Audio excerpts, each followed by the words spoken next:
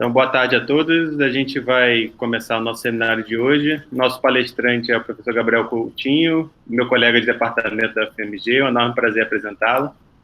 Ele é doutor pela Universidade de Waterloo e, desde 2017, professor da UFMG, trabalha nos temas de teoria de grafos espectral, que é o que ele vai falar hoje para a gente no seminário. Obrigado, Gabriel, pela disponibilidade. Eu que agradeço aí, Vinícius e Guilherme, o convite, agradeço a todos os 41 pessoas que estão aqui agora assistindo. Espero que vocês gostem aí de novo. Qualquer pergunta vocês podem interromper aqui no meio, né? Principalmente no começo. Tá? Então, como é que eu faço?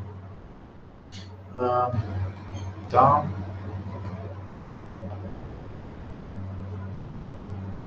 Eu acho que eu quero... Deixa eu trocar. A Gabriel tem graduação em matemática, não em computação, aí é um pouco mais difícil para achar o botão ali. Exatamente isso. Exatamente isso.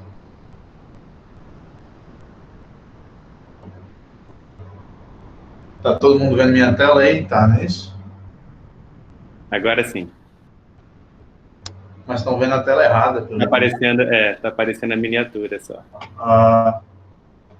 Então, muita calma, porque agora o aplicativo fechou.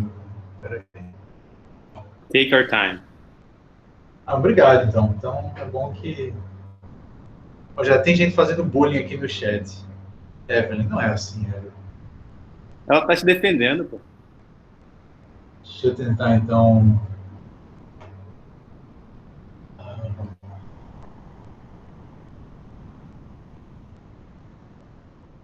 Agora, sucesso. Pronto, acho que já dá para encerrar por agora. Então, consegui começar. Vamos lá, então. Falar sobre autovalores entre alfa e Ki. E vai ficar claro já o que é que eu quero dizer com isso, estarem entre alfa e Ki. Beleza? Então, isso aí é uma tabelinha para basicamente esquentar um pouco e já dar uma ideia do que é que vai ser o tema da palestra hoje. Só confirmar, vocês conseguem ver o mouse? Não, né? Beleza. Não. Eu vou descrever aí mais ou menos o que está...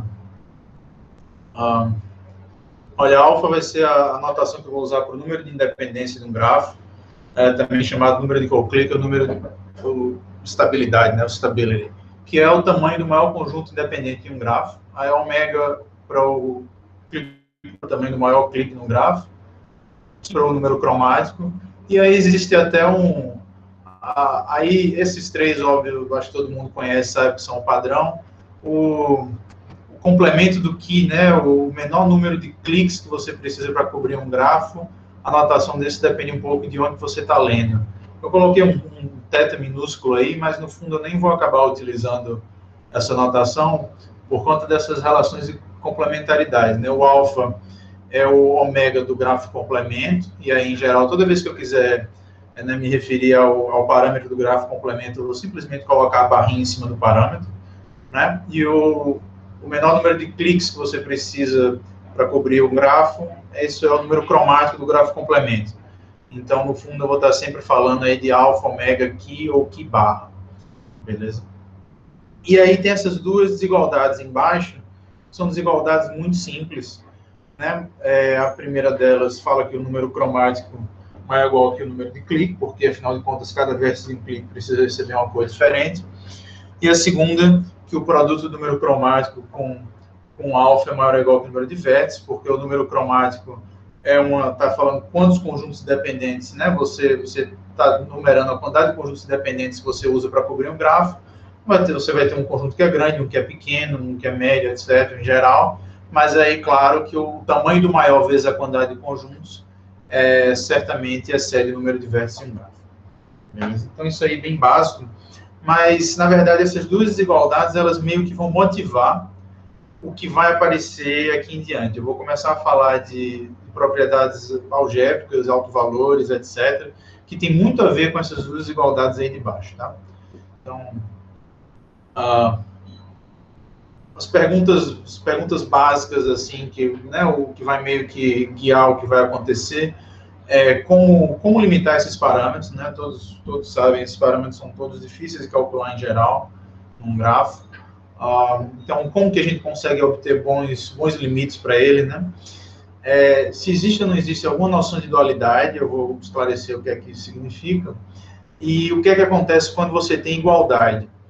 Tá? Então, na desigualdade do lado esquerdo, se essa igualdade acontece para um grafo e para os seus subgrafos, existe uma teoria enorme de grafos perfeitos que caracteriza a estrutura. Então, na verdade, eu vou estar bem interessado na desigualdade do lado direito, no n menor ou igual que vezes alfa, e se perguntar o que acontece quando você tem igualdades em desigualdades desse tipo. E aí, para guiar aí esses, sei lá, objetivos, eu vou falar de autovalores e grafos, e eu vou fazer no começo aqui da palestra, primeira metade, eu vou falar de alguns resultados básicos, e, na verdade, eu vou tentar até eu vou demonstrar um deles, vou tentar dar uma boa ideia de como que se demonstra os outros, e aí na segunda metade eu vou falar como que a gente extrapola aí dessas perguntas para achar umas perguntas inéditas, digamos assim.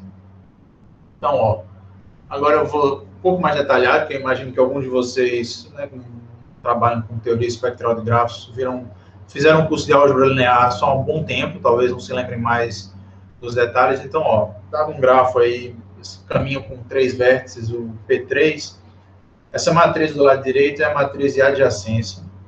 Significa cada vértice, cada coluna indexado por um dos vértices do grafo, e aí eu coloco se somente se eles são vizinhos, e zero o caso contrário. Então, essa aresta aí que eu coloquei uma seta azul, ela corresponde àqueles 2 números 1 que estão na matriz. Porque ela não é tanto dizendo que o vértice 2 é vizinho do 3, como o vértice 3 é vizinho do 2. Tá? E aí é muito fácil você ver que se for um grafo simples, não direcionado, sem arestas, né, paralelas nem nada, essa matriz de adjacência é sempre uma matriz de zeros e uns, ela vai ser simétrica e ela vai ter zeros na diagonal. Por ela ser uma matriz simétrica, ela admite isso que é muito, muito forte em álgebra linear, que é uma decomposição espectral, que é uma maneira de você escrever essa matriz como uma soma de projetores nos seus altoespaços. E, bem, pela matriz ser diagonalizável, você consegue fazer isso, e pela matriz ser simétrica, você consegue fazer isso de modo que esses projetores sejam projetores ortogonais. Então, é isso que aparece nessa equação, essa primeira equação aí, o A igual ao somatório. Essa é a minha notação para o restante da palestra. Vai ser, eu estou supondo que a matriz A tem D mais 1 autovalores distintos. Eles são esses θRs que vocês estão vendo, né, variando de 0 até D. E o ER maiúsculo é o projetor no altoespaço correspondente. Se a matriz é N por N, e o número de autovetores de autovalores distintos é menor do que N, então alguns desses autoespaços têm dimensão 2, alguns desses projetores são projetores de posto 2 ou maior, né, a depender da situação.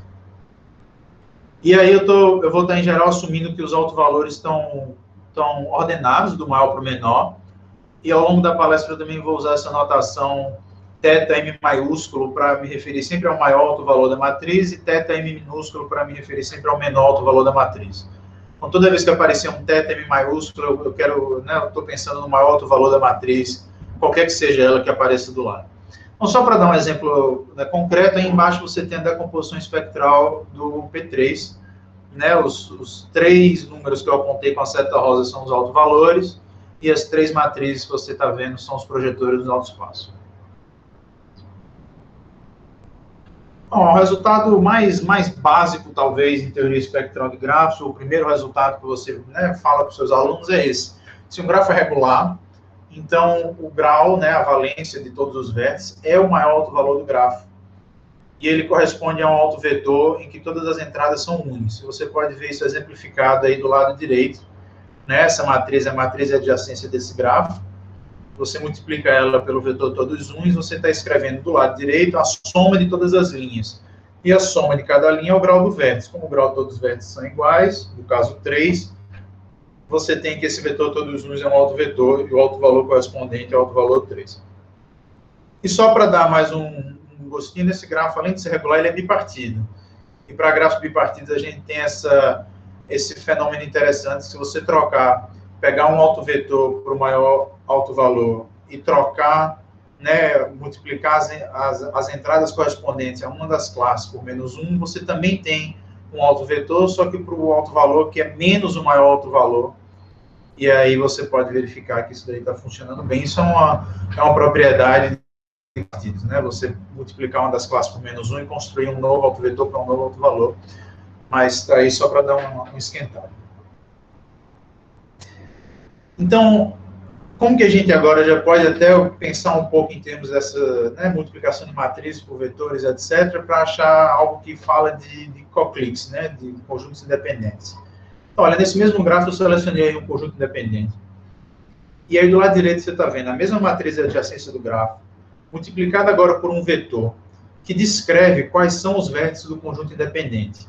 Né? Então, eu tenho 3 vértices no conjunto independente, e aquele vetor está dizendo que os vértices, sei lá, imagina que está numerado aí na ordem do ciclo, os vértices 1, 3 e 5, né, pertencem ao conjunto independente, os outros não pertencem, então eu tenho esse vetor de zeros e uns que fala quem está e quem não está. E se eu fizer o produto da matriz por esse vetor, o resultado, por ser a matriz de adjacência, vai ser um vetor que só tem entradas diferentes de zero nos vértices que são vizinhos dos vértices do conjunto independente. Exatamente o que está do lado direito. Só que como o conjunto é independente, nenhum dos seus 2 vértices são vizinhos entre si, ocorre que esse vetor, resultado desse produto, é ortogonal. Né? Ele tem zeros em posições complementares ao vetor que descreve o conjunto independente. Ou seja, eu tenho essa primeira igualdade aí embaixo. O vetor que descreve o conjunto independente, produto interno com o resultado da multiplicação da matriz por ele é igual a 0. Tá? E aí agora, a equação de baixo, eu estou só adicionando um termo, né? O V transposto AV é 0, e o V transposto IV é o tamanho do conjunto independente, eu estou só fazendo o produto interno de V com ele mesmo. Então, o que aparece do lado direito, e eu estou multiplicando aqui pelo menor alto valor, menos o menor alto valor.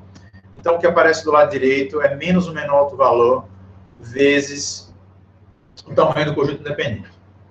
Aí, o que é que eu faço aqui agora? Eu vou utilizar a decomposição espectral da minha matriz A. Eu vou trocar A por aquela soma de autovalores multiplicada por projetores.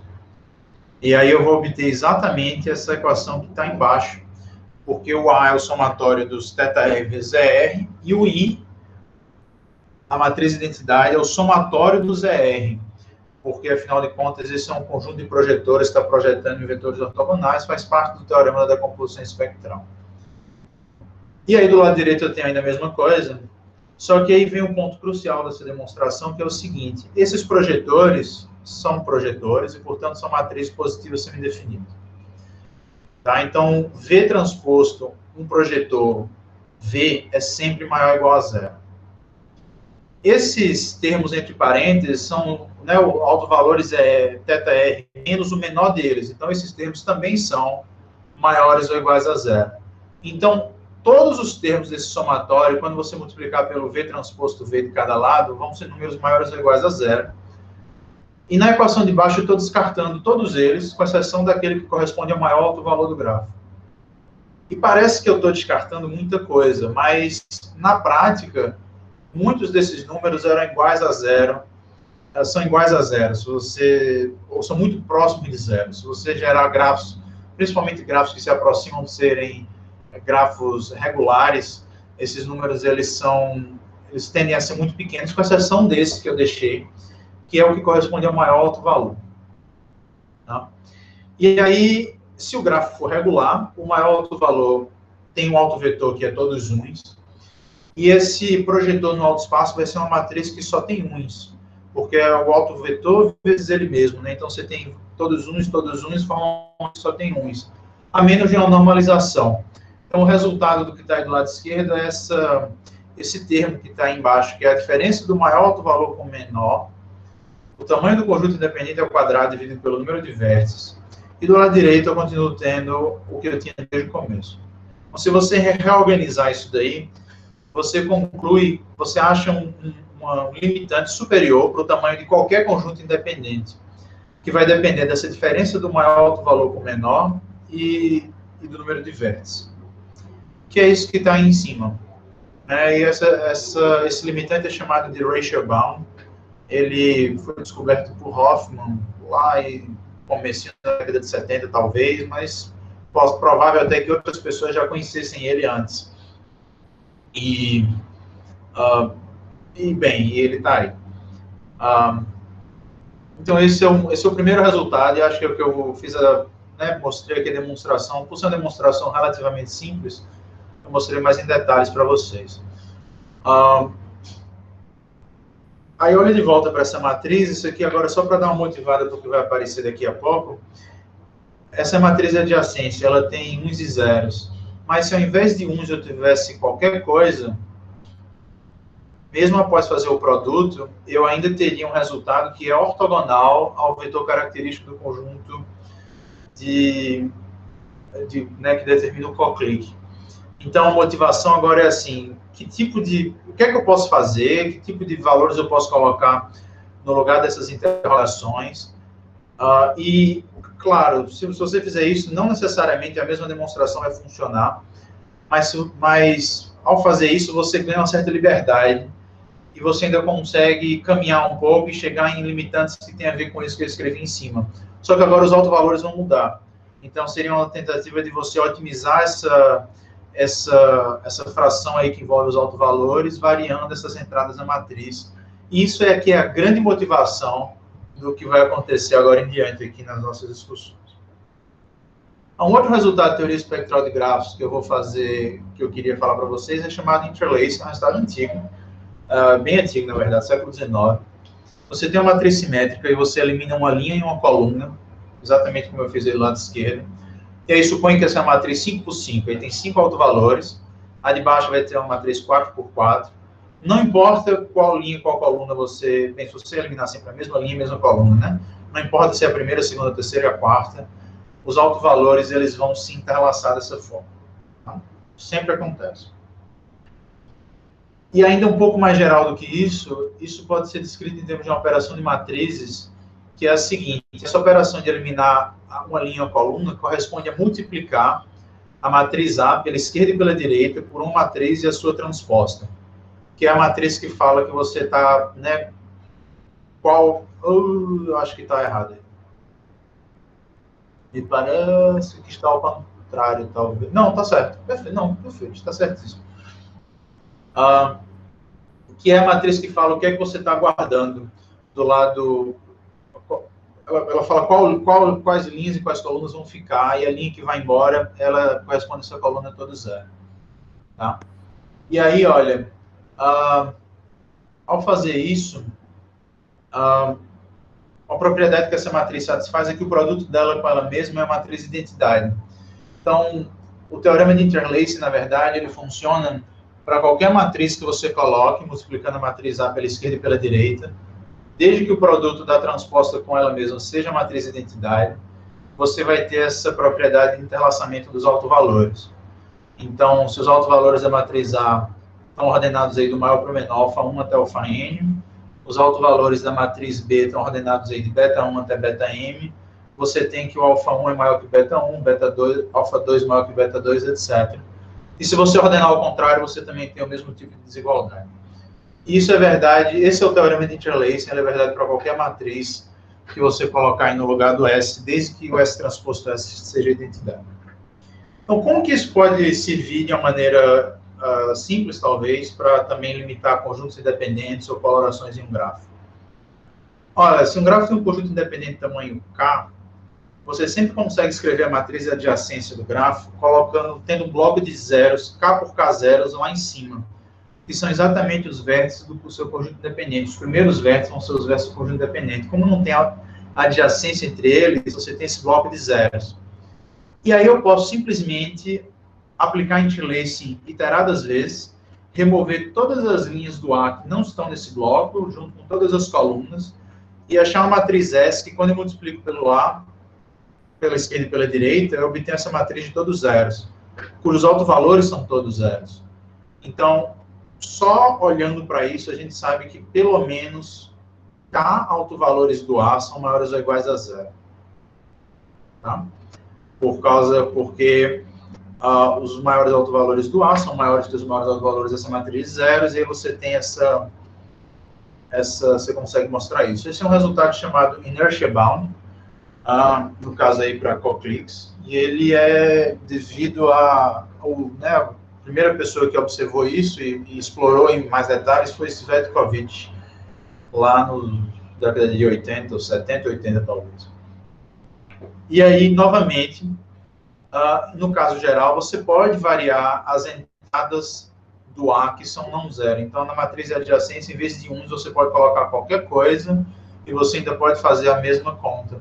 Então, você tem novamente um problema de otimização. Como escolher as entradas em uma matriz de adjacência de modo a minimizar a quantidade de autovalores que são maiores ou iguais a zero.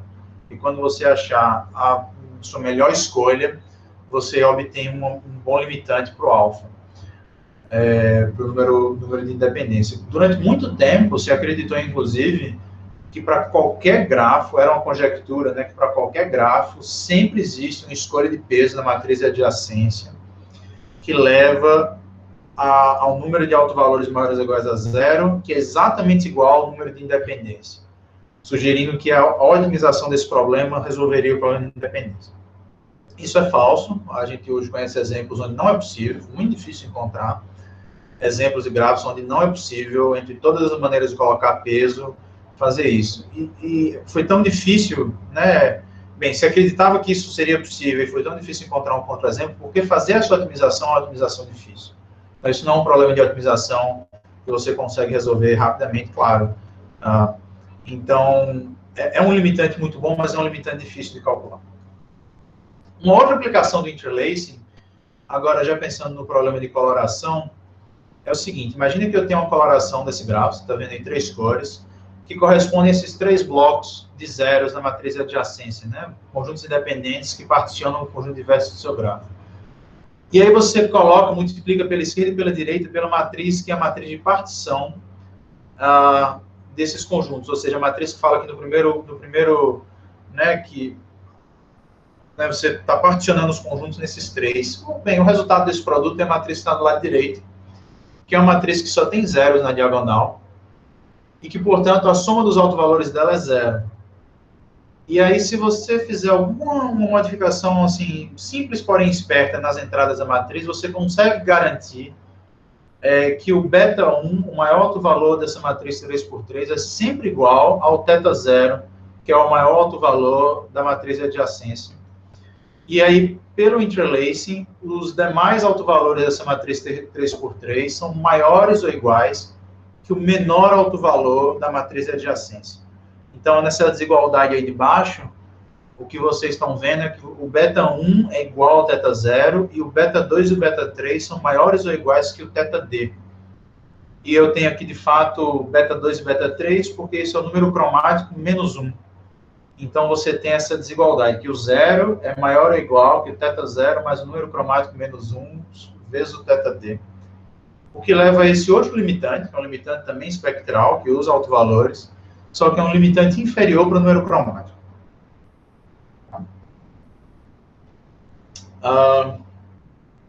Então, qual que é o resumo agora? Eu tenho a matriz de adjacência, também foi descoberto por Hoffman.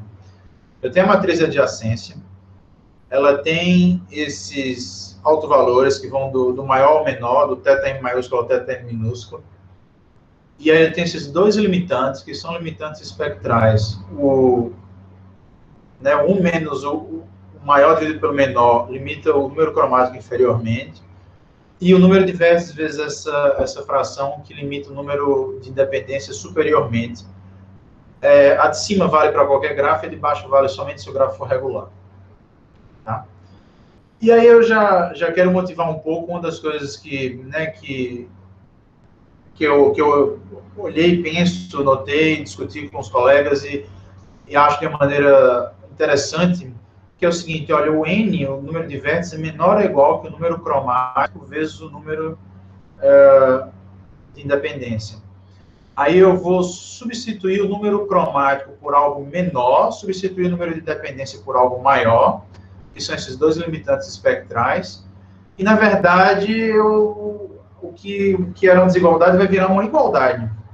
Né? O N é igual ao produto desses dois limitantes. Né? E isso não é uma coisa... Eu estou trocando o Q por algo menor e o alfa por algo maior.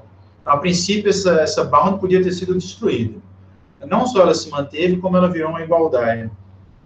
O que sugere que esses dois limitantes, eles podem ter algo a ver. E é isso que motivou um pouco, uma das coisas que eu vou falar mais para o final da palestra. Tá?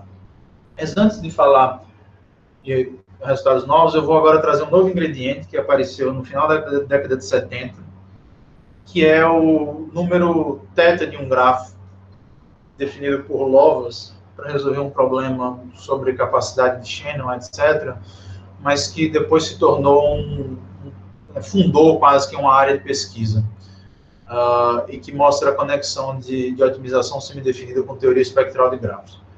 Então, por meio desse negócio chamado otimização, programação semidefinida, Lovász definiu esse parâmetro, e pare aqui agora só para entender a definição. Então, θ de um grafo é o máximo dentre todos os possíveis. Aí tem o traço, J é a minha notação para uma matriz que só tem uns, tá? Então, eu pego x é uma variável, eu faço x vezes j, então o resultado vai ser uma matriz que tem a soma das várias linhas e colunas do x em todas as entradas. Tomo o traço desse negócio. E essa variável, ela precisa satisfazer essas três restrições. Ela precisa ser zero, onde o grafo tem arestas, então ela é uma forma de antimatriz de adjacência. Ela pode ser diferente de zero na diagonal e onde não tem aresta. O traço dela é 1 e ela precisa ser positiva semidefinida. Então, essa nem foi a definição original do Lovász, mas aparece no paper dele como um teorema, na verdade, equivalente à definição que ele deu originalmente. E, novamente, isso é um problema de otimização. Você está maximizando uma função objetiva restrito a algumas restrições, e uma dessas restrições é a restrição que é uma matriz positiva semidefinida. Então, isso é uma programação semidefinida. Tá? Eu vi que teve uma pergunta aqui já. Nossa, 2 perguntas. Tem algum limitante inferior para o alfa em formato similar? Infelizmente, não tão bom quanto esse, Guilherme, mas há limitantes espectrais inferiores para o alfa. E eu posso depois mandar para você. E o Anaí perguntando se eu conheço algum gráfico que atende o limite do número cromático independente da igualdade. Sim, vários. Não só há vários gráficos que atendem ambas os limitantes com igualdade. Acho que você pode verificar, inclusive, que para grafos bipartidos, o limitante do número cromático é sempre satisfeito com igualdade, e para vários outros grafos você consegue achar também grafos que têm o limitante para o alfa com igualdade. Não só há exemplos, como quando a igualdade acontece, tanto o teorema de interlacing como a demonstração do limitante superior para o alfa, eles resultam eles dizem para você que se a igualdade acontece, então algumas propriedades são satisfeitas, e as propriedades em geral, elas indicam bastante regularidade no gráfico. Então, a igualdade, ela implica estrutura, em certo sentido, que é uma coisa muito boa. Tá? Mas aí, voltando aqui para esse slide, tem aí no lado esquerdo a definição do θ, como um ótimo de programação semidefinida. Do lado direito é o dual. Se você sabe que é uma programação semidefinida, isso você sabe, para toda programação tem dual. Se você não sabe, mas você lembra de programação linear, talvez, aí você pensa que isso é como se fosse uma programação linear. Tem um primal e tem um dual. Infelizmente, para essa programação, nem sempre vale a igualdade, mas para essa programação vale. Você pode formular esse parâmetro θ como o máximo de alguma coisa ou como o mínimo de outra. E aí, Lovász mostrou que esse θ, ele vive entre o alfa e o Q barra. Lembra que o mais em geral, lembra aqui embaixo, o ômega, né, o número de clique e o número cromático. O número cromático é sempre maior ao número de clique, isso a gente viu lá no começo. O Lovász mostrou que o θ barra, né, o θ do grafo complemento, ele vive aí no meio, ele separa o ômega do Q. Tá? Isso foi chamado de teorema de sanduíche. Não pelo Lovász, mas acho que pelo Knuth. É um dos papers que ele escreveu sobre matemática, sobre esse número θ de um grafo. E não só isso, olha, lembra que a gente discutiu que o alfa vezes o Qi é maior ou igual do que o N, assim como o ômega vezes o Qi barra é maior ou igual do que o N. Então, naquela desigualdade, você multiplica...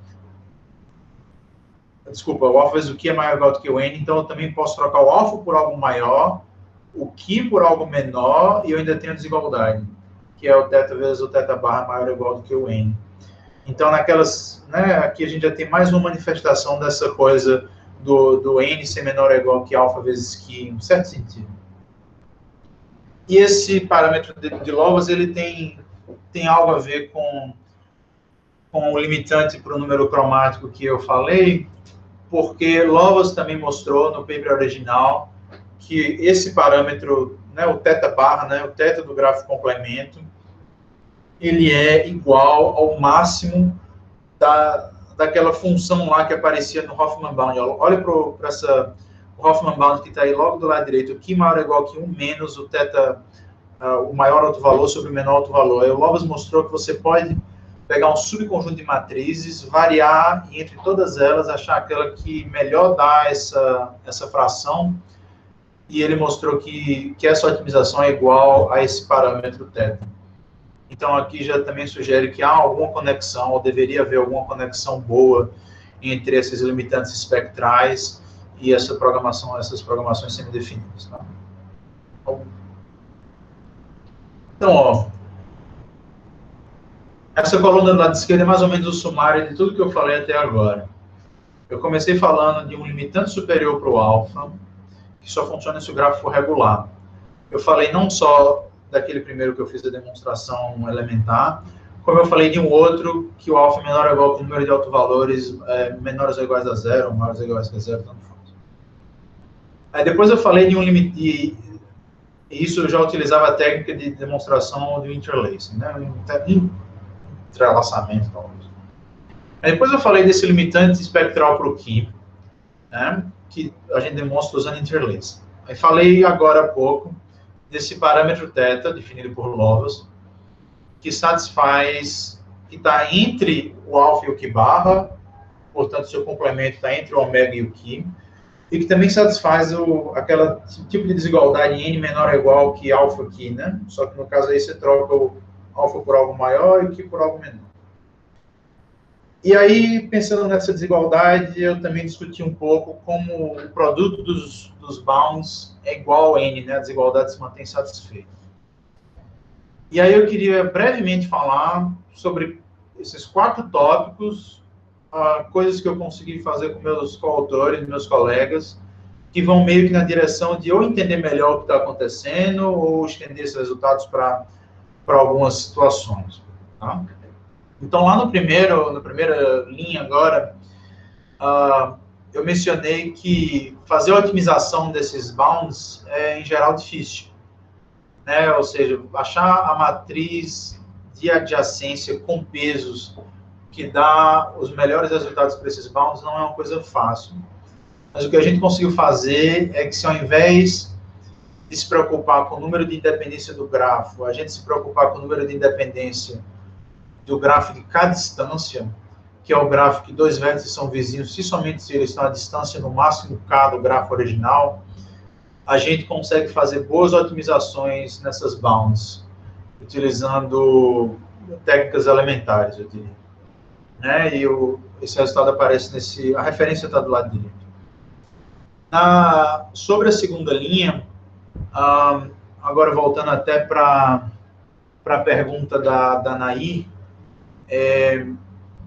quando que a igualdade acontece?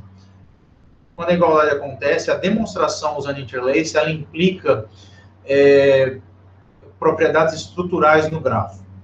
Tanto se você usar a matriz de adjacência, como se você utilizar outras matrizes de adjacência.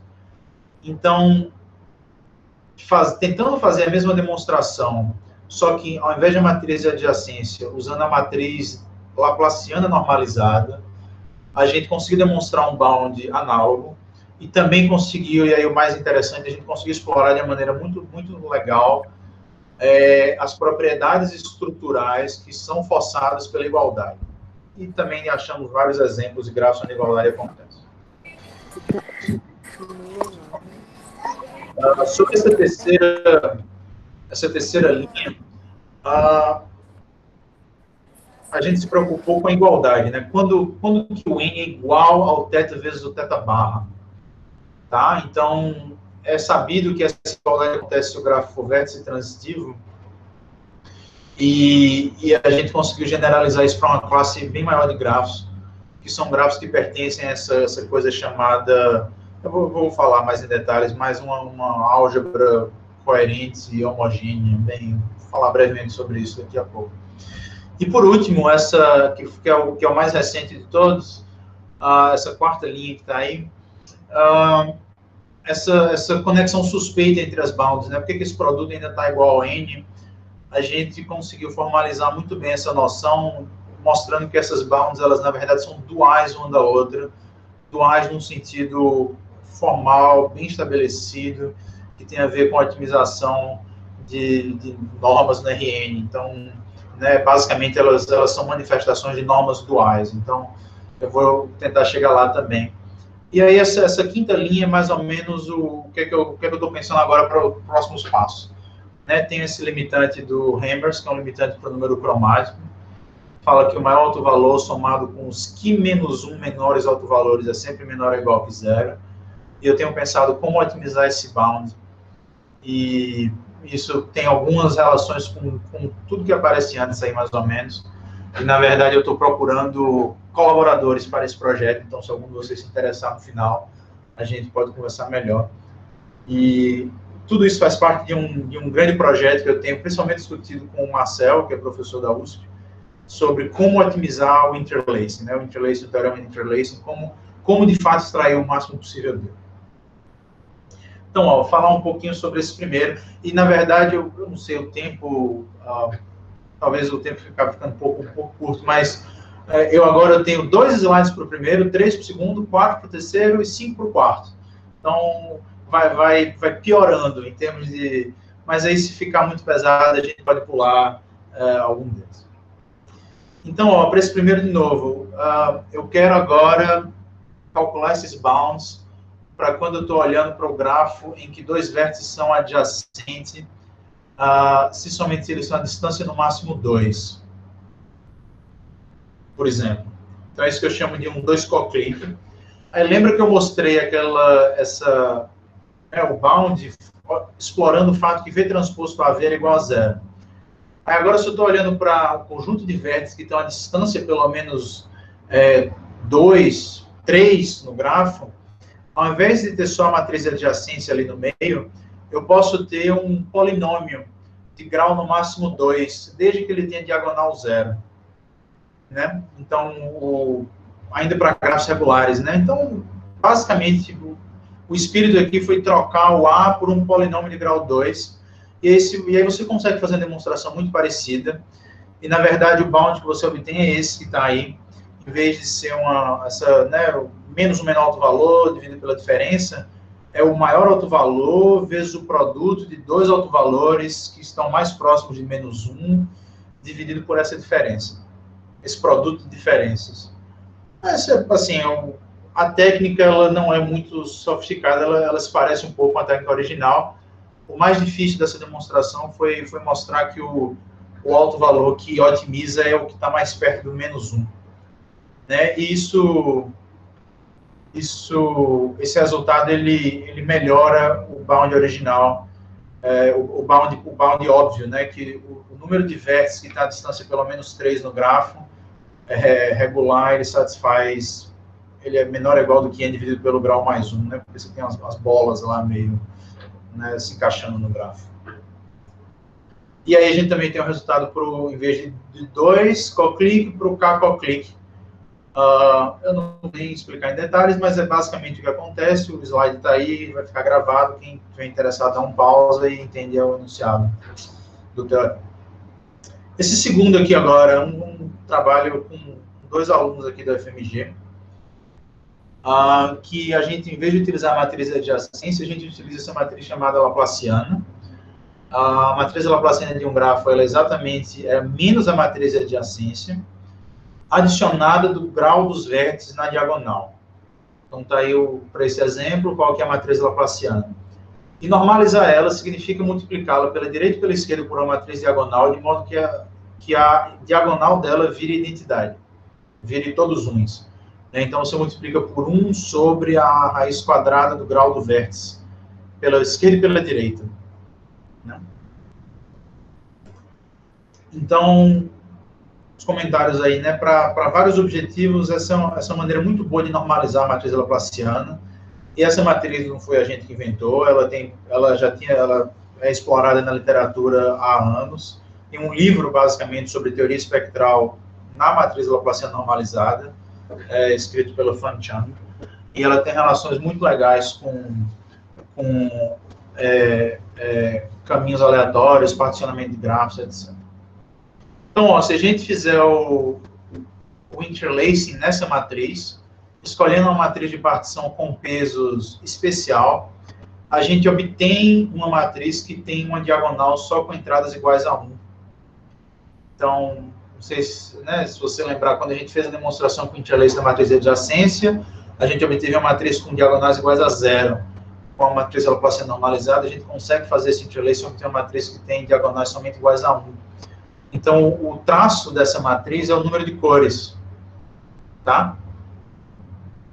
E aí, o que a gente conseguiu mostrar de uma maneira meio que análoga ao interlacing, mas para a matriz laplaciana normalizada, é que se existe uma coloração com K-cores, então a soma dos K-1 maiores autovalores da matriz laplaciana normalizada é maior ou igual que K. Quem de vocês estava lá no Lagos e na sessão de teoria espectral de grafos? Esse foi um trabalho que um dos meus alunos, o Célio, apresentou lá no Lagos. E, eventualmente, a gente conseguiu explorar bem quando a igualdade acontece, quais propriedades isso implica no grafo, e isso também levou para maneiras de definir parâmetros do tipo condutância, que medem muito bem quão bem partições do grafo se parecem com colorações regulares ou com clusterings balanceados, não da maneira que a gente define lá no artigo. Então, e se você já estudou a Tigre Constant de um grafo, isso é uma maneira razoável de generalizar ela, para, em vez de você particionar o grafo em 2 partes, você particionar em K partes. Tá? Então, para quem ficar curioso, o paper atualmente está lá nos anais do Lagos 2019. Sobre esse terceiro, eu vou explicar para vocês mais ou menos quando é que a igualdade acontece para grafos vértice transitivo. E ao invés de falar de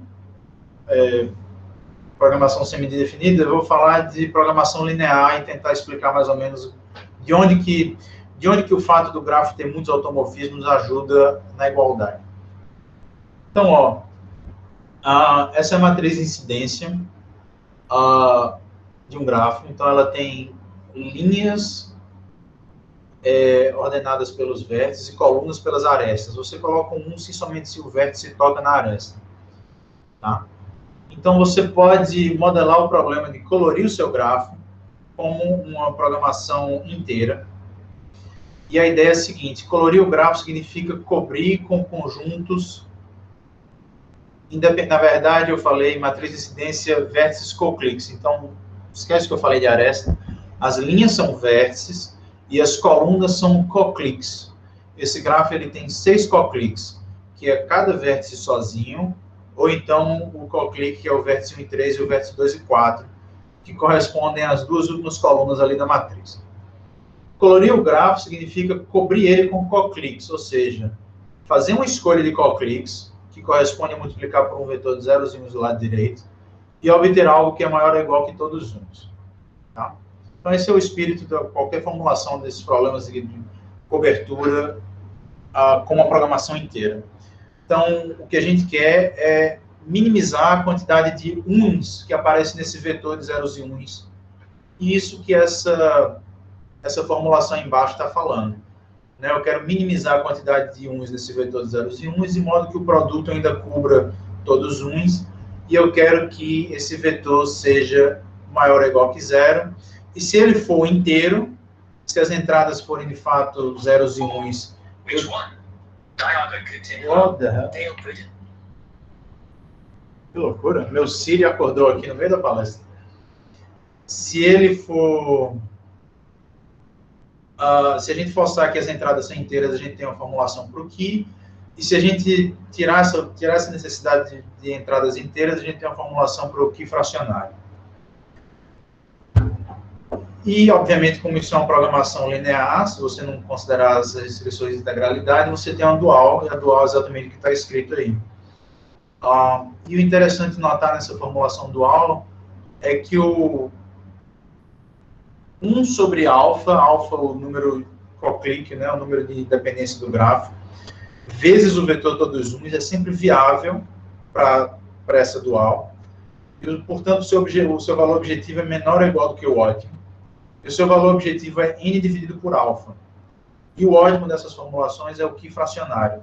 Então, você tem que o n é menor ou igual do que o alfa vezes o key, que a gente já tinha visto. Na verdade, o n é menor ou igual que o alfa vezes o key fracionário, né? O ótimo da relaxação linear.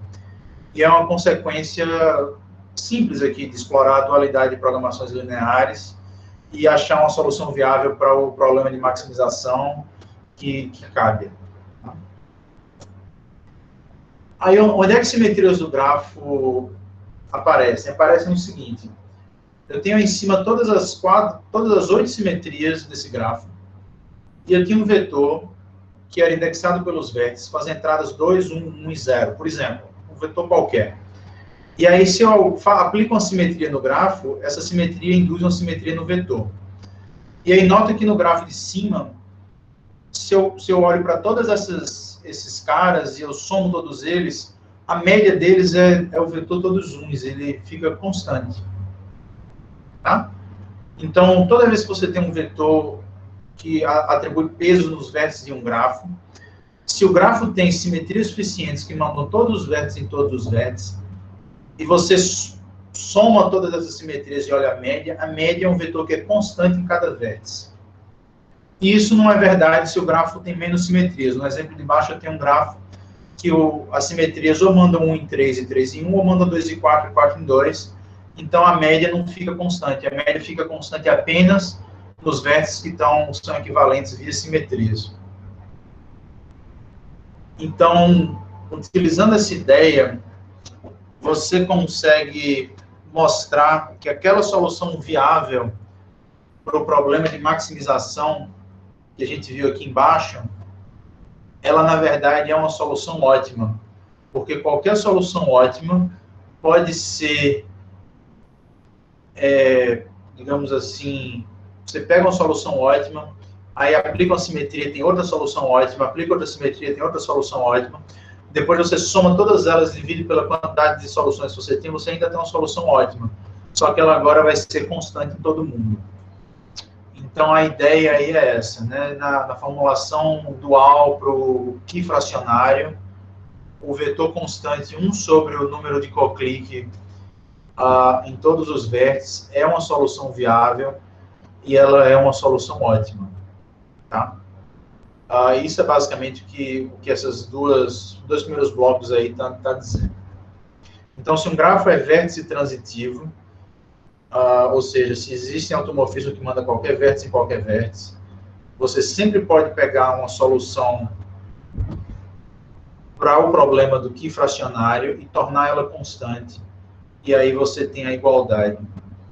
Então, essa desigualdade, né, o n menor ou igual que o alfa vezes o key fracionário, ela tende a ser igual quando o grafo tem muita simetria. E aí, se você fizer o mesmo truque de fazer essa averaging, né, somar várias soluções e tomar a média delas com as formulações de SDP para o θ e para o θ barra, você também consegue mostrar que se o grafo é vértice transitivo, o θ vezes o θ barra é igual ao n, né? A desigualdade, né? O θ vezes o θ barra maior ou igual que n vira igualdade, porque você consegue meio que uniformizar as soluções. E aí vem assim, novamente, não vai dar para entrar em detalhes, claro, mas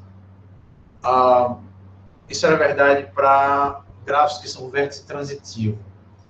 Né? Aí agora a gente vai meio que extrapolar um pouco a ideia. Em vez de pensar que o grafo é vértice transitivo, a gente tem essas matrizes de permutação que, né, correspondem ao grupo de automorfismo do grafo. Em vez de pensar as matrizes de permutação, elas comutam com o grafo. Aí agora, em vez de pensar só em matriz de permutação, eu vou pensar em todas as matrizes que comutam com o grafo. E aí, esse conjunto de matrizes que comuta com uma matriz de adjacência do grafo é uma álgebra de matrizes que tem muita regularidade, que contém a matriz A. E álgebras desse tipo também aparecem naturalmente quando você estuda esse tópico de teoria algébrica de grafos, chamado esquema de associação, association schemes. Então, basicamente, assim, esse processo de uniformização de soluções dessas programações, você não precisa de simetrias. Você só precisa que existam álgebras e matrizes muito regulares que comutam com a matriz de adjacência do grafo. E isso foi basicamente o que a gente conseguiu fazer nesse artigo, foi mostrar que claro, isso generaliza a noção de ser vértice transitivo para uma classe bem maior de grafos, que não necessariamente tem simetrias, mas tem muita regularidade. E aí, se você ficou curioso, a referência para esse artigo está lá no final. É um artigo relativamente curto, deve ter umas 7 páginas, então o resultado, apesar de parecer assim, se você não tem, claro, experiência com álgebra, ele parece um pouco abstrato aqui agora, mas ele é relativamente simples. E agora, sobre esse último tópico, né, essa igualdade, né, dos limitantes espectrais multiplicados é igual a n, o que é que isso sugere em termos de dualidade? Então, olha, o que é que a gente fez? O que está aí do lado esquerdo é a formulação original do Lovász para o θ. E aí, se você troca aquela igualdade ali por uma desigualdade, que é o azul, você define um novo parâmetro e você está sendo menos restritivo nas suas restrições. Portanto, você obtém algo que é maior do que o que você tem aí, que é o θ+, que está em azul aí embaixo. E se, ao invés de fazer isso, você adiciona uma restrição, dizendo que o x não só é positivo semidefinido, como é maior ou igual que zero, você está adicionando a restrição. Então, o ótimo diminui. Tá? E aí você define um novo parâmetro, que é esse θ-. Então, você tem essas duas variações de parâmetros. E, na verdade, essa brincadeira com variando parâmetros nessas formulações como esse do θ, você pode fazer elas, em geral, tem toda uma teoria sobre que tipo de coisa você pode fazer, mas o que você consegue mostrar é que você tem essa cadeia de desigualdades, o alfa menor ou igual que θ-, o θ, o θ+, o Ki do grafo complemento. Você tem a versão complemento dessas desigualdades. E você também consegue mostrar que aquela desigualdade, o alfa vezes o Ki maior ou igual que n, ela se manifesta também para esses novos parâmetros, como está aí, né? Não só o θ vezes o θ do complemento é maior ou igual que n, como se você pegar aqui nessas duas cadeias de desigualdade, as posições cruzadas assim, o produto é maior ou igual do que o n. E a gente acabou de discutir quanto que a igualdade acontece nessas desigualdades, né? E aí aqui a gente tem dois limitantes para o alfa e para o Ki, cujo produto é igual a n. Então, também existe essa noção de dualidade. E em particular, será que a gente consegue se livrar do empecilho que uma dessas bounds só era verdade para grafos regulares? Então, a maneira de fazer isso é o seguinte: você estende a definição desses parâmetros para funções. É como se você, em vez de calcular o alfa do grafo, você calcula o alfa do grafo com pesos nos vértices. E você não mais está procurando o maior conjunto dependente, como está procurando o conjunto dependente maior peso. Tá? E é isso que está aí nessa primeira linha, né? Uma maneira do alfa virar uma função que calcula o maior conjunto dependente com pesos. E você pode fazer a mesma brincadeira para os outros parâmetros que estão aí em cima dessa cadeia de desigualdade. Você pode definir versões desses caras que é como se fosse o θ do grafo com pesos, ou o QF do grafo com pesos. Então, a ideia é basicamente estender isso, essa teoria que existe para grafos sem peso, para grafos onde os vértices têm peso. E aí a mesma desigualdade que acontece em cima, ela acontece se você colocar os mesmos pesos e calcular os mesmos parâmetros para o gráfico com peso, você ainda tem as mesmas desigualdades. Então, em certo sentido, essas, que agora são funções que mandam vetores em números, os vetores sendo os pesos do grafo, elas ainda satisfazem as desigualdades. E aí eu reconheço que agora, até aí, sugerindo aí o que a Anaí tinha perguntado sobre a complexidade dos slides, não só tem mais slides, como a complexidade vai aumentando. Então, esse slide é para dizer que essas funções que você obtém estendendo esses caras, né, para grafos com peso, elas satisfazem essas 3 propriedades que estão aí. Elas são positivas homogêneas, ou seja, se você multiplicar todos os pesos por um número, é a mesma coisa que multiplicar o resultado da função por esse número. Elas são sublineares, ou seja, se você calcular essa função para uma soma de pesos é menor ou igual do que a função calculada em um dos conjuntos de peso, mais a função calculada em outro conjunto de peso. E elas são monotonas. Se você aumentar os pesos, o valor das funções aumenta também.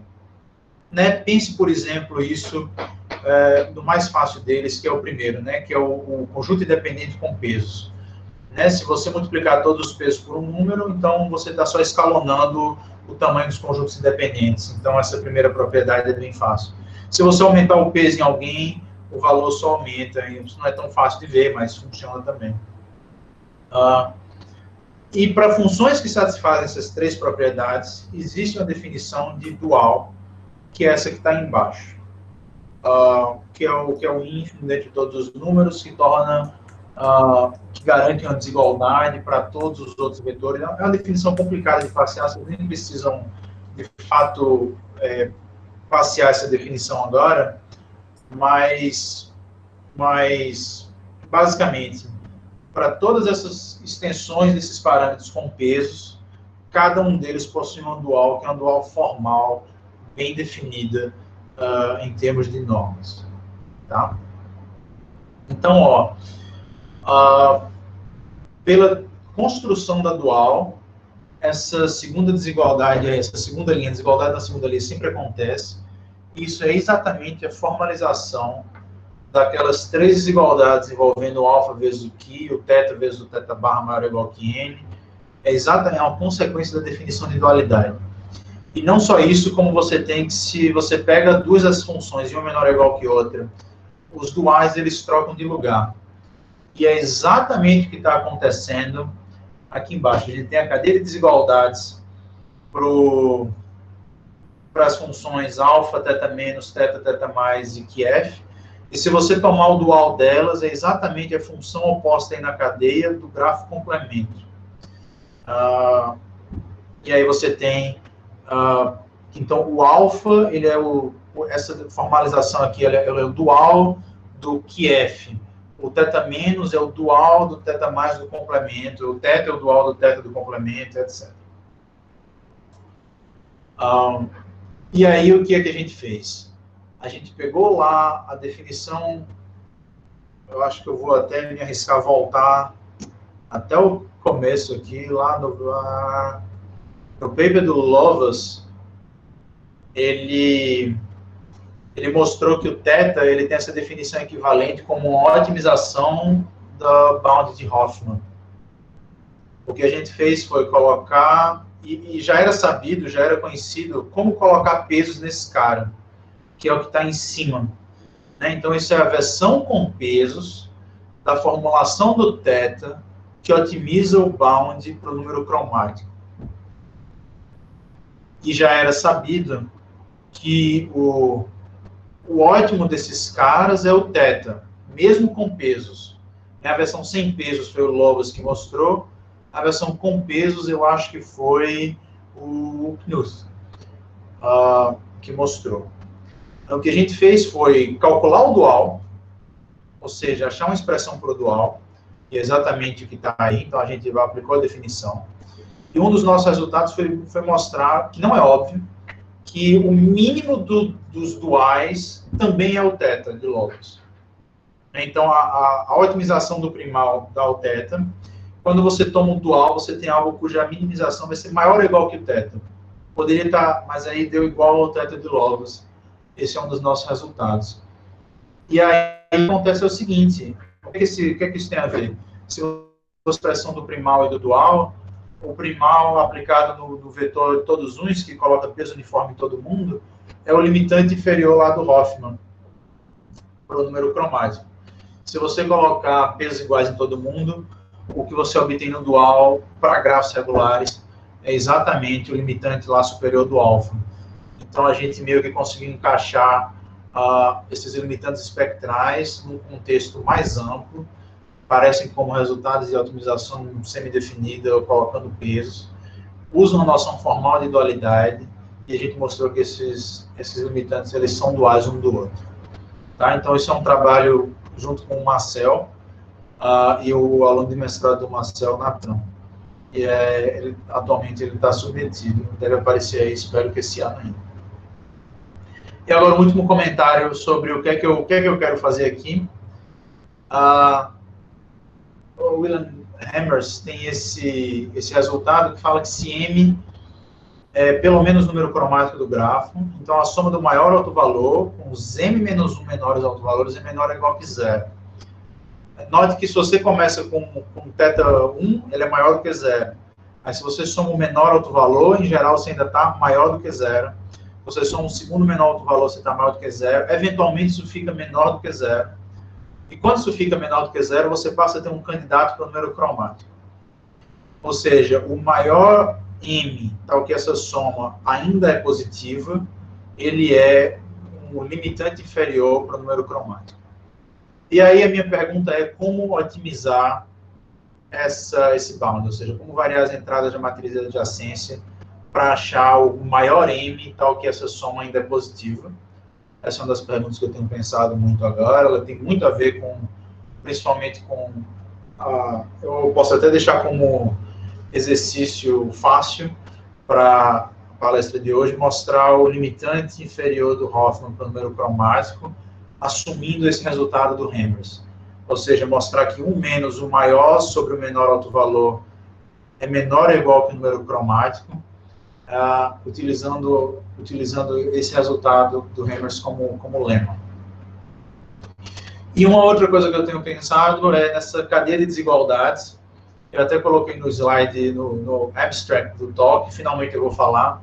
Existe essa definição de número de independência quântico, que ele é bem definido e bem motivado, digamos assim, em termos de uns jogos quânticos que envolvem grafos. E ele vive aí, ele é maior ou igual que o número de independência, e ele é menor ou igual que o θ menos que eu falei, que é igual ao θ, que é o θ mais, etc. E cada um desses parâmetros pode ser obtido como uma otimização em um cone. O θ no cone de matrizes possíveis sendo definido, o θ menos no cone de matrizes possíveis sendo definidos que tem entradas maiores ou iguais a zero. E o alfa e esse alfa Q em outros cones e matrizes que são, obviamente, muito mais difíceis de tratar. Porque se esses cones fossem fáceis de tratar, se o cone que você otimiza e obtém um alfa fosse um cone fácil de tratar, calcular o alfa seria fácil. Mas aí você tem a gente tem toda essa teoria de dualidade pro θ menos e pro alfa, e a gente tem se perguntado como que funcionaria a teoria de dualidade pro número cromático, o número de independência quântico, né, o alfa Q que está aí. E, eventualmente, uma boa compreensão dessas coisas pode levar a gente a ter uma ideia melhor de como otimizar a aplicação do teorema de Interlease.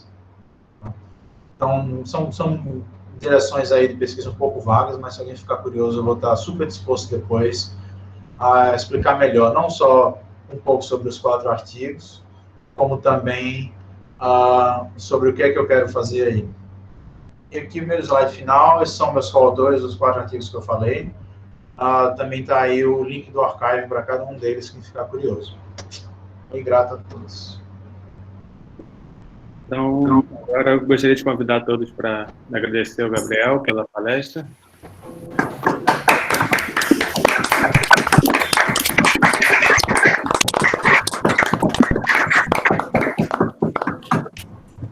E agora a gente passa para as perguntas. Algumas já foram respondidas aí durante a apresentação. Eu acho que não teve mais nenhuma aqui no chat. Mas se alguém quiser abrir o microfone e perguntar. Agradeço aí a todos. Eu acho que não teve mais nenhuma pergunta que não... Acho que eu respondi elas, né, durante? Acho que sim. Eu tenho uma pergunta. Você pode voltar no slide 12, quando você fala daquele nest abound?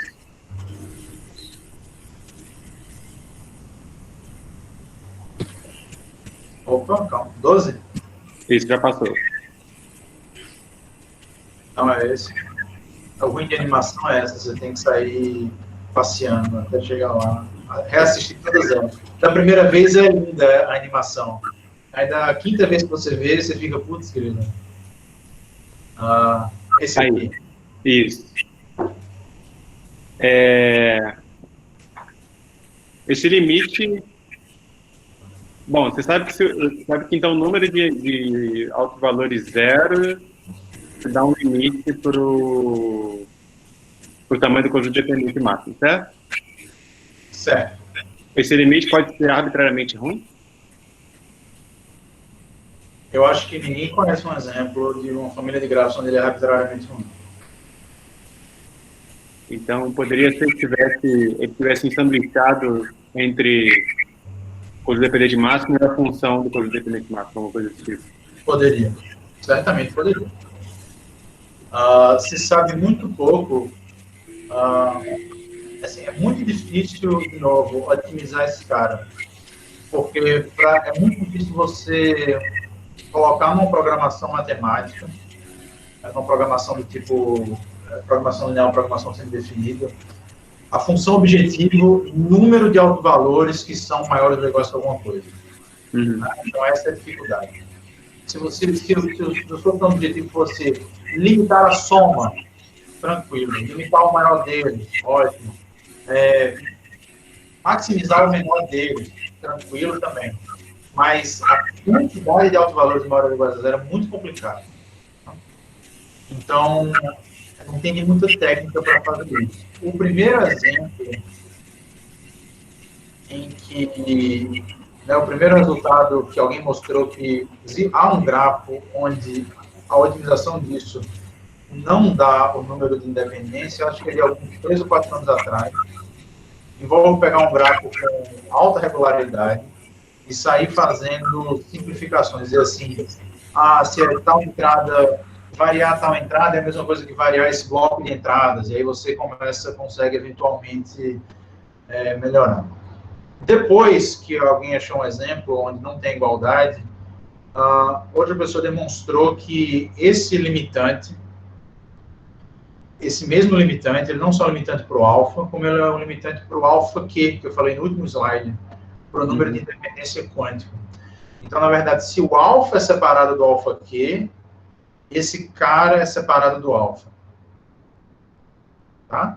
E aí parece ser mais fácil construir grafos onde o alfa é separado do alfa Q pela definição do alfa Q lá.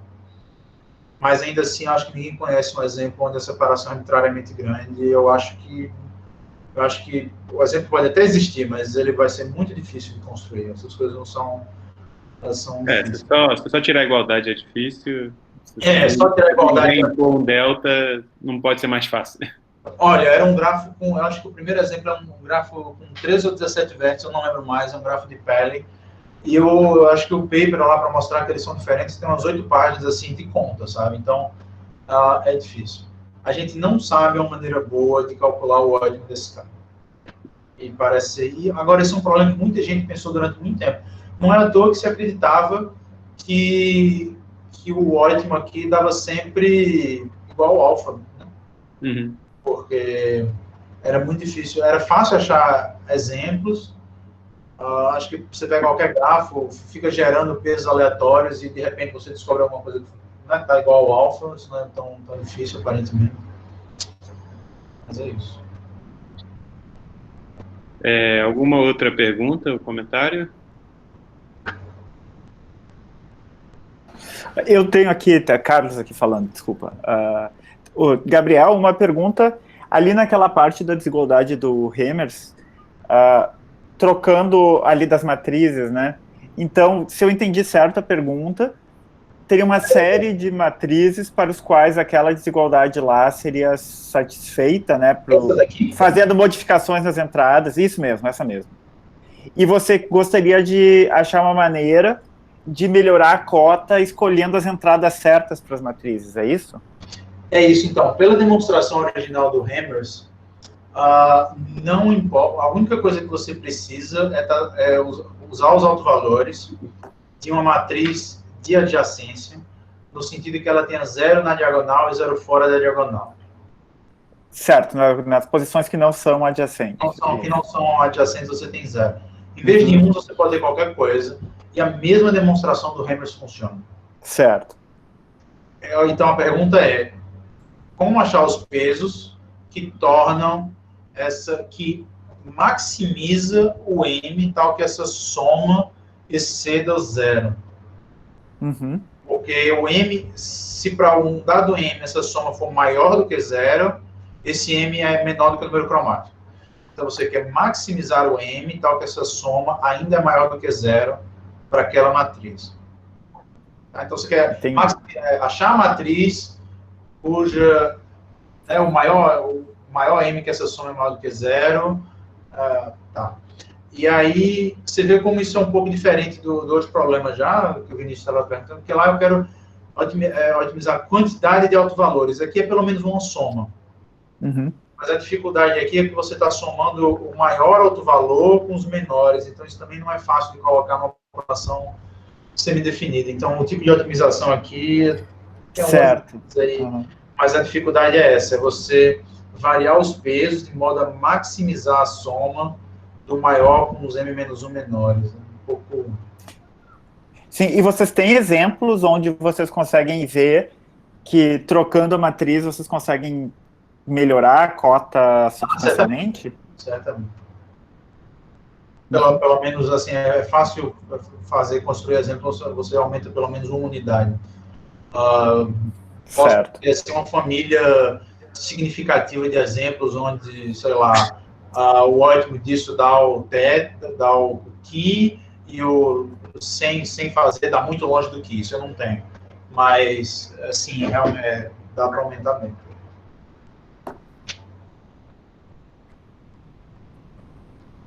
Então tá ótimo, obrigado. Obrigado, estava bem legal a apresentação.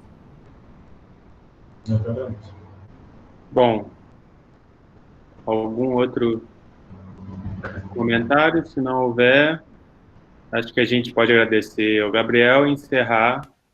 E aí fica aberto para perguntas depois, se alguém tiver. Sim. Então, vamos agradecer novamente a Gabriel. Beleza, obrigado.